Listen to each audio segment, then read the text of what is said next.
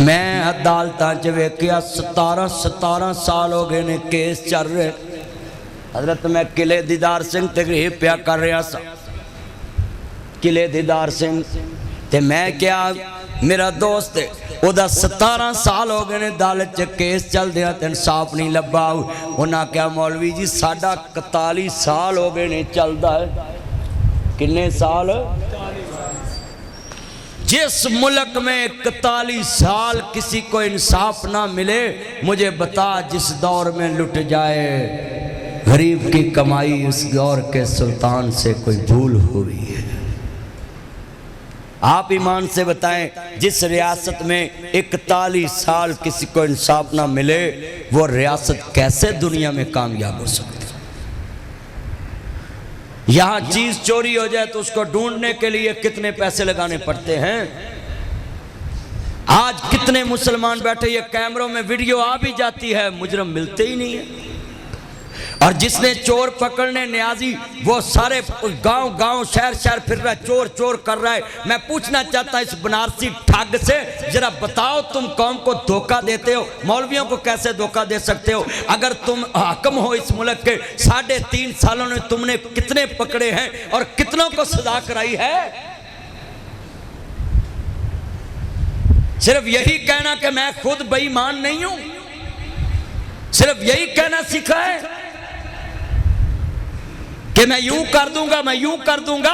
मुझे बतलाए तुमने कितने लोगों को आज तक इंसाफ लेकर दिया है? तुम तो खुद अपने जियो टीवी पे कह रहे थे कि मुझे भी इंसाफ नहीं मिला। अब बताओ, जिस मुल्क का हाकिम कहे कि मुझे इस मुल्क में इंसाफ नहीं मिला, अब इस कुर्सी का फायदा क्या है? जिस मुल्क का हाकिम खुद कहे कि मुझे इंसाफ नहीं मिला, आप कितने मजमे में बैठे पार्टीबाजी मस्जिद से बाहर छोड़ कर आया करो। यहाँ तुम एक मुसलमान बनकर बैठा करो। मैं तुमसे सवाल करता हूँ, तुमने कहा था इनको मौका दो, ये नया चेहरा है। अब बताएं, 4 सालों ने इसमें बच्चों को गालियाँ सिखा दी, बच्चों को गलमे से पकड़ना सिखा दिया, सूर कहना सिखा दिया, चूहे कहना सिखा दिया, बंदर कहना सिखा दिया, कितने लोगों को क्या क्या सिखा दिया। और नाम रखा है मदीने की रियासत। भाई मदीने की रियासत तुमने बनानी है। 2.5 घंटे तेरे आगे लड़कियां नाच करती हैं और तू आकर कहता है इया का नाबुदु व इया का नस्ताईन। ये तो कुरान का मजाक है।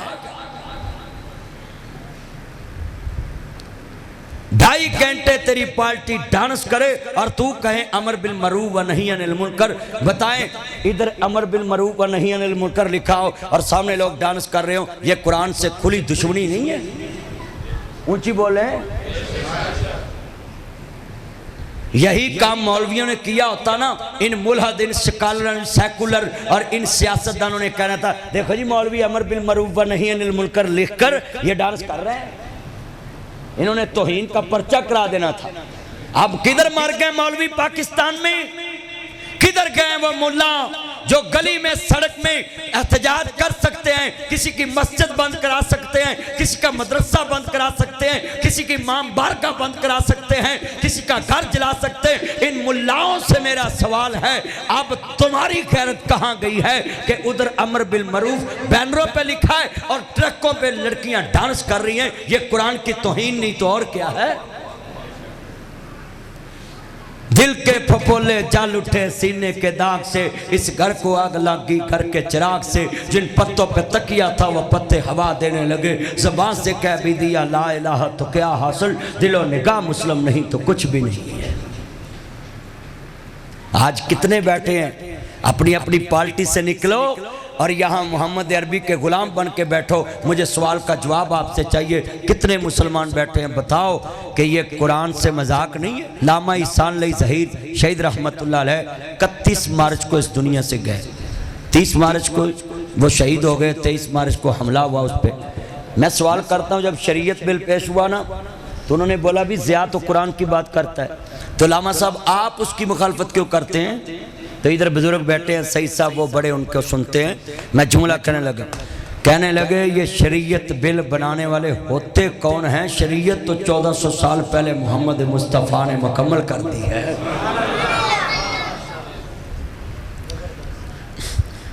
अच्छा, जब लामा साहब को इन्होंने कहा ना चलो हम आपके कहने पे कुछ तरमीम करते हैं, तो कहते यही मैं कहलाना चाहता था, जिसमें बंदा तरमीम करे वो कुरान हदीस नहीं हो सकता।